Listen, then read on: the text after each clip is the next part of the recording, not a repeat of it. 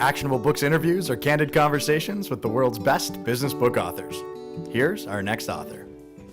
Michael Bungay Stanier, founder of Box of Crayons and consultant to companies like AOL, GlaxoSmithKline, and American Express, is an expert at getting teams and organizations to do less good work and more great work. As an author, Michael has created 2 books, Do More Great Work, a workbook for getting more engaged in your professional pursuits, and End Malaria, published under Seth Godin's highly coveted Domino Project. Michael is a highly sought-after speaker for his lessons on productivity and workplace motivation and was named Canadian Coach of the Year in 2006. All right, welcome back for another installment of Actionable Interviews. We have the pleasure of sitting down today with a man I have a tremendous amount of respect for, Mr. Michael Bungay Stanier. At last, a guest you have some respect for. That's right. It's about time you upgraded, so that's good. The Seth Godins yeah, of the world. Seth Godin, Dan Fink. Who are they? They're hacks, nothing. really, exactly, hacks. they're a joke. So Michael is a Toronto local, and I've had the pleasure of getting to know him over the last little bit. A couple of fantastic books, 2 of which we have here. Well, this is really an upgrade, I think I read, of your first book. That's right.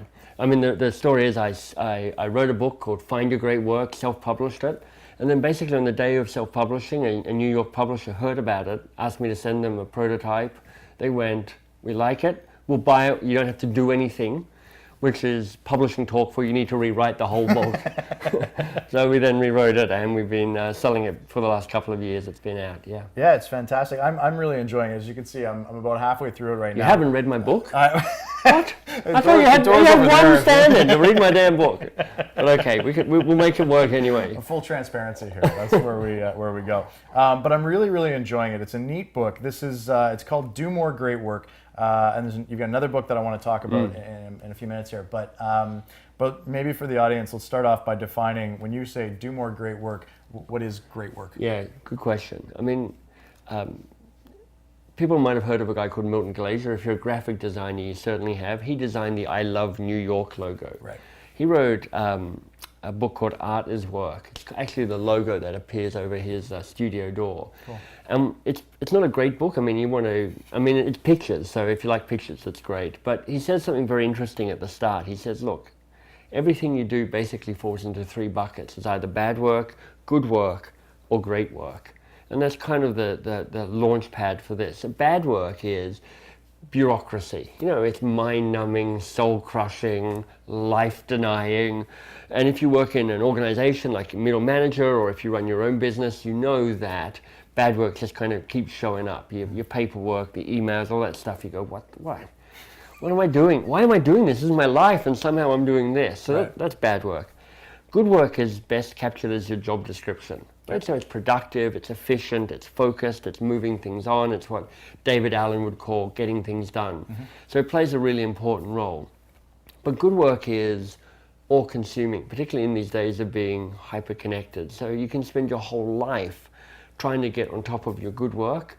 But you could put in a 93-hour day where you kind of clear out your inbox and your email, all that sort of stuff, and you show up the next day and it's all come flooding back, right? Right.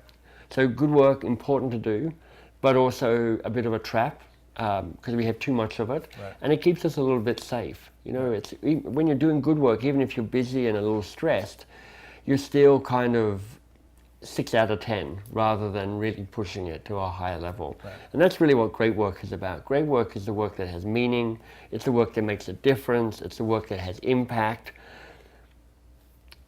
When you go down the pub, you've got a pub just around the corner here. Several, yeah. Exactly. You go down the pub and you meet somebody new and you do the chit chat, and after about 2 or 3 questions they go, so tell me, what do you do? Right. And for some of us, when we ask that question, our heart sinks a little bit, right? Because we're like, okay.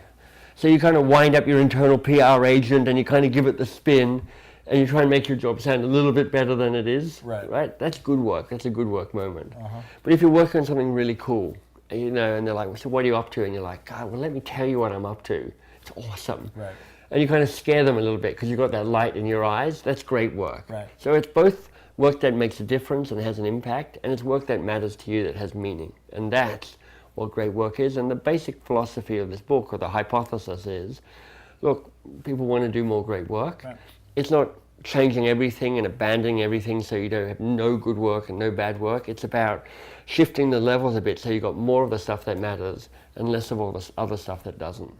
Which makes sense to me. So if I'm hearing you, not to slide into HR speak, but we're talking about work that engages us, right? That makes us feel passionate about coming into the office in the day and stretches us and grows us and uses our potential and expands our capacity to have impact in the world. So all of that. Okay, and actually you hit on an interesting point there. It's I'm hypersensitive to this because I'm a huge fan of Mihail Csikszentmihalyi and the idea of flow and name dropper. I mean, seriously. I've never met the guy. I can pronounce his surname. Ooh. You know where I got that? It was in Dan Pink's book. I know. He actually phonetically spells it out. Right? I'm like, Chick sent me hi. Got it. And that's it. Yeah. And now I sound brilliant. Yeah, you do. That's important. Yeah. So. Exactly. So the state of flow is exactly what we're talking about with great work, or at least that's what it's like some of the time. Because there are times, and everybody's had this moment where kind of time speeds up and slows down, and it's just got that right balance of stretching but not being impossible. But that's not the only experience of great work, because great work also comes with a sense of anxiety and fear and doubt and what the hell am I doing, and that sense of I've stepped out into a place which is right on the edge of myself, on the edge of my own competency, on the edge of my own experience. And you have these moments of going, why don't I give up? Why don't I, this is too hard. I mean, you and I are both big fans of Seth Godin, and one of his great books is called The Dip. And it's all about when you decide to go on and when you decide to give up. And great work is the work that keeps asking you that question. Is it worth standing up again and pushing on, or is it worth giving up? Well, it sounds like, a major part of that is because there is no, it's funny, you use the word maps in your book, and I triggered to that, but in sort of Seth's definition of maps, there is no clear path of how to accomplish that great work yet because it hasn't been created yet, right? So you're pushing into that unknown, as you were saying. Well, the reason I use the metaphor of maps, and the book has 15 or 16 different exercises that you can use to kind of figure out what might be your great work, how do you start it, and how do you sustain it once you've got going on it. But a map kind of tells you where you are now. It helps you see a destination. It helps you kind of figure out what the landscape might be and helps you plot a path from here to there. But it's no good unless you actually put it into action. Right. So, and there's a great saying, the map is not the territory. Right. It is like, that's not reality. It's your best guess at reality. But at least you've taken a best guess at reality and you've actually gone, this is a destination and I want to be forward moving. How do I get going on that? Yeah, and the idea of the map metaphor in that context makes a lot of sense to me. The piece that I think a lot of people forget about is that understanding where you are as a starting point. You can't figure out where you're going until you, that whole thing. Right, or where you want to go to. It's a great quote, if you not sure what harbor you're heading for, all winds are the right wind. Right? So it's like, where am I now? Where am I going to? Right. Now all you have to do is figure out how to get there. Right. That's all. That's it. Yeah. So nothing to it. Exactly. So the idea of great work being something that challenges you, that stretches you, that puts you in that state of flow sometimes. Now there are a lot of business leaders out there who sort of proclaim to the world that they're dedicated to their company doing great work. Right. And yet those same companies can often be very resistant to that type of work. Do you have insight into that? Yeah, the job of a leader, of a great leader, is actually to point to great work and to challenge the people that work for her or for him to actually say, this is what we can do. And in fact, the job of a leader, and matters whether you run your own business or you're a bigwig CEO or you run a team or you're a middle manager, is to go, what's the right balance between good work and great work that we need to strike? In some ways, that's a definition of strategy, which is we need good work. Good work at an organizational level is the day-to-day ongoing stuff that gets us the profits and gets us our quarterly money, right? But a great work is how you do blue ocean strategy, how you differentiate, how you innovate. So it's not about one or the other, it's about what's the best mix for us as a team or us as an organization. Here's the thing, organizations are fundamentally set up to deliver good work. Right. Because good work is productive, efficient, focused, profitable. You can put it in a box, right? Yeah, exactly. It's like, ideally we can put ISO 9000 or something against it. Yeah. And we know what we're doing and we do it really efficient. We do it really smartly. Sure. So it's really vital for organizations to get a good grip on their good work. But here's the thing, good work is becomes easily the same as everybody else's good work, and therefore your products, your services, whatever you're offering, just become standard, the same as everybody else's in the marketplace. Well, it's duplicatable, right? I mean, you can look at somebody doing good work and say, we're going to follow that process and do it over here. So the challenge is, organizations are inherently set up to do good work. Yeah. They know that it's a declining game. In other words, they need great work to keep going. Sure. But good work is very seductive. It's like we know how to do it. We know how to do it without screwing up. It's less anxious. We all feel good about being busy the whole time. Mm-hmm. And it's you get Clayton Christensen talking about the innovator's dilemma. Sure. In some ways, doing great work is fundamentally a countercultural act. Right. So then you go, well, how do you actually make that happen, right, in organizations? And part of my background is in the world of large-scale change management, how to help organizations evolve and grow. And for me, I think teams are the interesting unit of change, right? I've done executive coaching. It plays a good role. But if you coach one person, you don't get to see a real ripple effect, or very rarely. Completely agree. If you try and change an organization, it's like opening your veins and bleeding into the sand. I mean, it fails mostly. Right? It does. I mean, I've seen the numbers. They reckon 10% or thereabouts of large-scale change initiatives actually work. Good Lord. I know 40 to 50% kind of stumble forward a little bit, and 40 to 50% actually just increase cynicism while spending money. Right? It's bleak. That's very bleak. Right. But if you set up a series of teams to go, how do we find our own great work within the umbrella of our organizational goals, then I think you've got something interesting happening. So and maybe because it's top of mind because I just read it, but Eric Ries, Lean Startup, borrowing a lot of stuff from Clayton Christensen and talking about this need for, satisfying your current customer base and continuing to work on efficiencies and improve operational excellence. Right.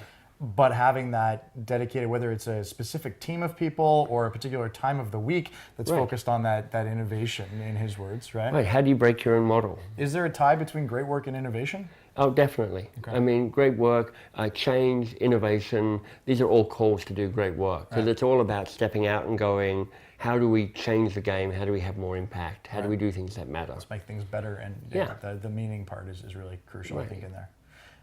It's fantastic, thank you.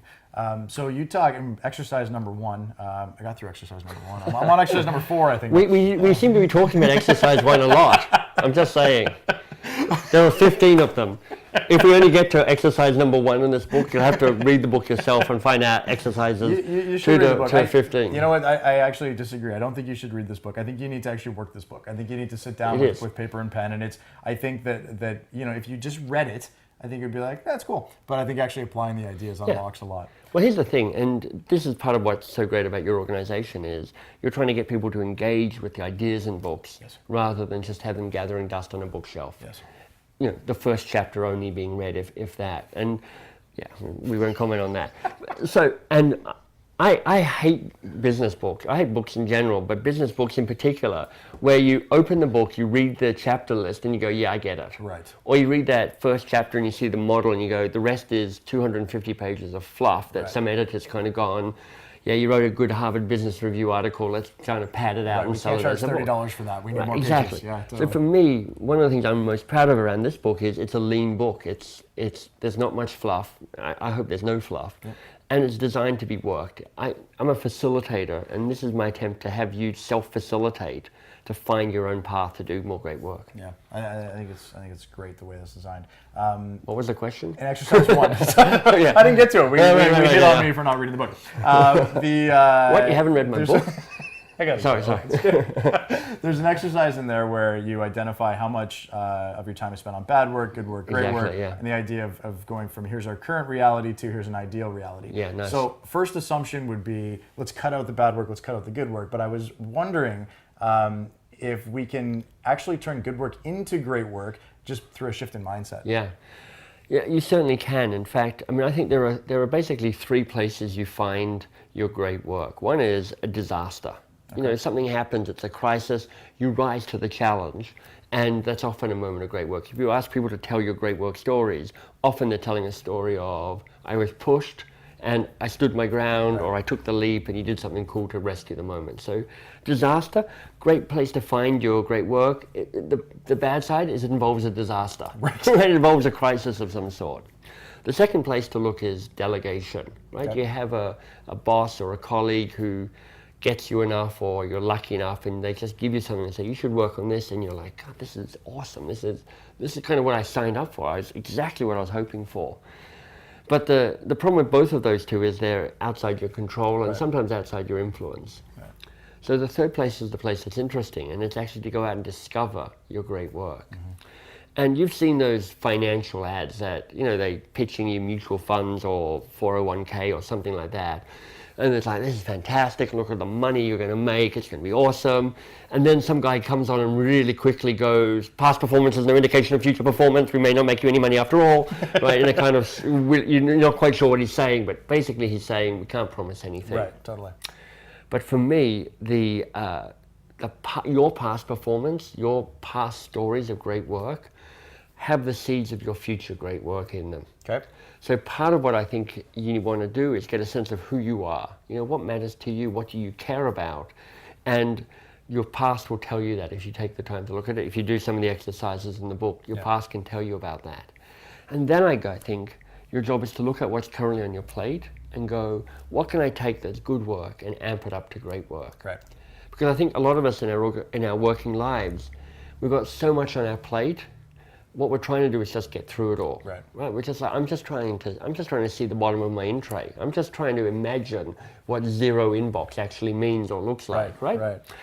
And the problem with that is that it means that what we're trying to do is get stuff done rather than get the right stuff done and get it done well. Right. And I think actually part of what you want to be looking at is going in a more thoughtful way of all the stuff I'm doing. What do I need to do less well? And that's a real shock, right, to people. They're like, well, but here's the thing. Every time you overwork a piece of work to make it just a little bit better, when it doesn't need to be better, it's already good enough. Yep. You're taking away time and focus and energy you can put to your great work. Right. And it's really comforting to go, I'll just do a third draft of this thing, even though nobody cares. I'll just take this PowerPoint deck and just do another iteration and just change all the headers from 26 point to 24 point. Right. That's you faffing about. Right. Well, my goal is for people to do a whole lot of adequate work, which I think is your bad work or your good work being delivered. Mm-hmm. And then for your great work, which you've taken the time to identify and you've got alignment with your boss or whatever, you do jaw-droppingly excellent work. I mean, kind of the work that makes people go, holy cow, that's fantastic. Yeah. Because if you're just trying to do excellent across the board, you're doing sub-excellent across the board. Yeah, absolutely. That's why a mentor of mine a long time ago said that, you can do two things well, or you can do one thing with excellence, right? Right. So there you go. I'm just copying that guy. Perfect. Yeah, it's good. It's a nice sort of tight. Well, all of this stuff. I mean, let me be blunt here. All of my stuff is basically old wine in new bottles. In fact, I think all of our business books kind of are. They're like, absolutely. There are only 6 universal truths you need to kind of figure out, and then you just put a different colored book cover on it, and you go, here's my spin around it. So, well, since this is a testament to Seth, this conversation, I overheard him saying the other day that we talk about thought leaders and how to be a thought leader would suggest that you've created a thought, and how most of us are really thought pushers, right? Exactly. Which is probably fairly accurate. That's funny. But some of us are doing fantastic work, great work. Is that another layer above great work? Fantastic. Yeah, exactly. That's what my next book is going to be called. It's going to be Do Even More Great Work. Even greater just work. Do more great work, The Other Secret. Yeah, exactly. I've got a whole line of books coming out sometime soon. Great. Yeah. Just more words. You've been doing great work, and this is one piece of great work. This is a book called End Malaria. If you haven't seen this, you should absolutely go check it out. It's a phenomenal idea, it's phenomenal execution, and phenomenal people you've incorporated into this. Yeah. The idea of this book, as best I understand it, is you've brought together a lot of thought leaders offering their insight onto how to do more great work. Right. And all the profits were donated to ending malaria. That's right. So Seth Godin, who we've talked about, created a publishing company called the Domino Project, all about breaking some of the rules of great work and all the rules of publishing. And I pitched this to him, and it's 62 thought leader writers, many people who you've featured, Dan Pink, Seth Godin, Sally Hogshead? Sally Hogshead. I mean, I'm not sure all the people you've covered, but there's Ken Robinson. You got our whole roster on I've there. got your whole Joel, roster. Totally. Roger Martin, you got everybody. I've got everybody, and yeah. Pat, perfect, yeah. Yeah, so it's a really high-class group of folks, and I asked them all to write short articles on their take on great work. But really the magic is, whilst the book is full of good stuff, the book costs $20 on Kindle, $25 on regular piece, and $20 from every book goes to Malaria No More to buy mosquito nets. Right. So we've raised north of $300,000 so far for mosquito nets. That's like a lot of mosquito nets. That's a lot of lives saved. Absolutely. And in terms of the context of this conversation, obviously the number one agenda point is pushing this book so you buy it. Michael actually paid me to yeah, do exactly. In case you hadn't picked that up, buy this book. But really, here's the thing. In Do More Great Work, I talk about the power of a project to focus your time and your energy. Because I think if you don't have a project, a great work project to put your attention to, you never quite get to your great work. And shortly after writing Do More Great Work, it occurred to me that I should probably have a great work project, or else I'm one of those hypocritical authors. Right, yeah. And I have enough hypocrisy in my life already, so I thought, create a project, right? And sitting there going, well, what do I do? What do I know? Well, I know how to write a book. What else do I have as an asset or something like that? Well, I've been doing podcast interviews with people for years. I know of some of these people, even if I don't know them very well, I could probably ask them. Yeah. I'm also really persistent, right? I stalk people until they finally give up, basically. So I thought I could do something interesting around this. And then when I made the connection to being $10 is all you need to save a life, that's the cost of a mosquito net. Really? It all kind of came together, and we got this book out, and it got to number 2 on Amazon.com, which was pretty exciting as well. Yeah. And the idea is, these are short insights from these. They're like short essays, somewhere between 300 and 750 words, so it's like a blog post or something maybe a bit longer. Which is really cool. People just pick the things that they took was most interesting. So some of them are high-level calls to be great.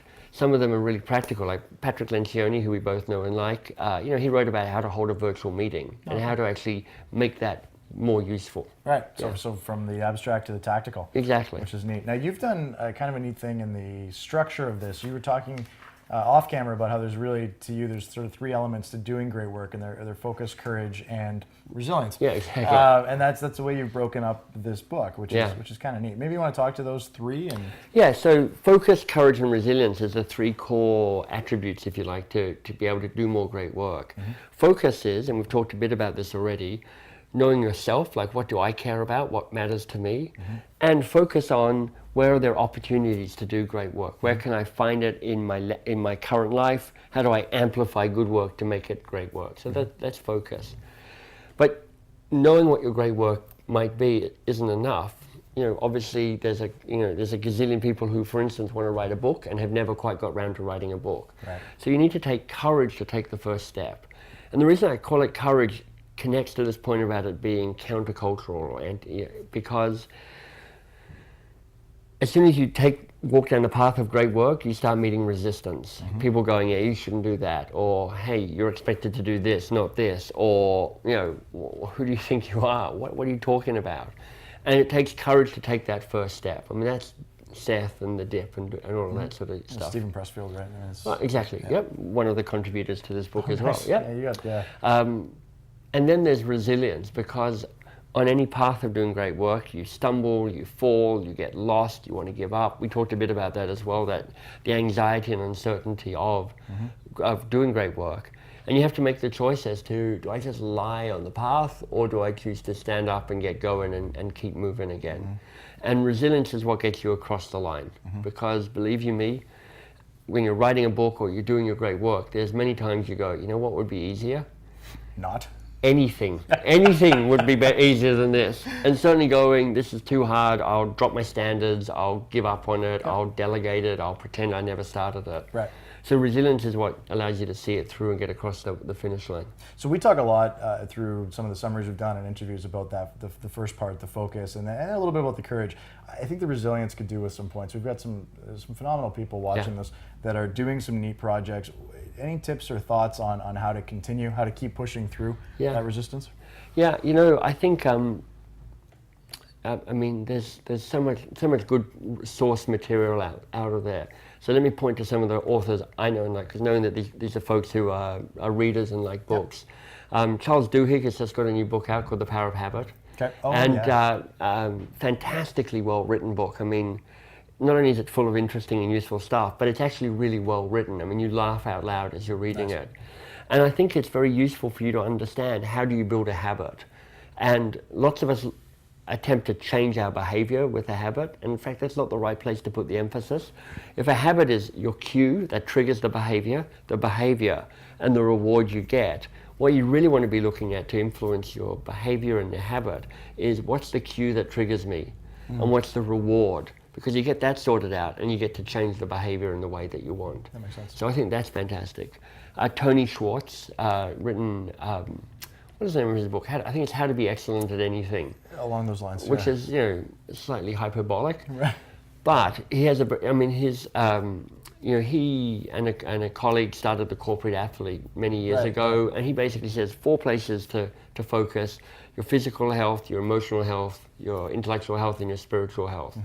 And so he is just a big advocate of getting enough sleep. Right. And in fact, there's some interesting studies that say if you get an hour's extra sleep, you will significantly increase the quality of the work that you do. And what that means for most of us is go to bed earlier, because you're not going to get up an hour early, you already get up too early, right? Yeah. So go to bed earlier and we're all chronically knackered, right? And we all think that it's not making any difference. We're like, yeah, I can push through it. And the answer is you can't push through it. Well, there used to be, and I think there still is in a lot of cases, that sense of pride. And I only got 4 hours of sleep last night. Right. Congratulations. I think the other thing is around understanding your own need to be liked, because I think the people who do great work have traded respect and impact for the need for being liked by people. And it's not to say you're disliked when you're doing great work, but if the fundamental choice you make when you're doing great work is what am I saying yes to, and if I'm truly saying yes to this, what must I say no to? Yeah. That's what makes people disappointed, because you're saying no to people. Right. But you go, the pain I feel from saying no is a trade-off I'm prepared to make so I can do great work. I mean, a friend of mine says, every choice, punishment and prizes. Right. You just want to make sure the prizes outweigh the punishment. Yeah. And I think with great work, you make that choice and you go, I'm stepping into great work, and there are consequences from that. And it's absolutely, I mean, the prizes and punishment on the choices you make, and understanding that not making a choice is making a choice, right? Right, saying, exactly. well, I'll just wait until next week to make that practice. It still has that exactly right. attached to it. So yeah, it's really interesting stuff. I'm really enjoying the book. I think this project is just brilliant. As everyone here knows, huge fan of Seth and the Domino Project in general. So just so I'm clear, between these 2 books, you've read 1 chapter so far. I'm about 30 pages. Yeah, you're right. Okay, good. Yeah, absolutely. So this is our wrap up. Any takeaways that you want to share? Got a professional audience just hanging on every word. I'd say 3 things. First of all, pick something that might be great work for you. You don't have to get it right. You just have to take your best guess right now. You don't want to get paralyzed into what if I haven't quite got this right so far? So pick something, make it a project. So it has a start date and a finish date. I mean, articulate it so you know what it will look like when you cross the finish line. Second thing, maybe this is the third thing, start it. I mean, don't overthink this. Just go, what's the action to do now? David Allen, Getting Things Done, he says you can't do a project, you can only do the next action. Right. So do the next action. Figure out what that is and do that. And I think the fourth and final piece of advice is, don't trust anybody giving you advice, because typically it's not worth that much. I love it. It's fantastic. Pick this up for sure. Pick this one. Pick this up for the world. Pick this up for yourself. Yeah, only available on Amazon. Part of why we can give $20 per book is that we've got to deal with Amazon so that they give all of their profit to the charity as well. Yeah, I love all of the Domino Project books, so this is on the shelf as well. But check it out. And Michael, thank you so much for being here and sharing your time. Pleasure.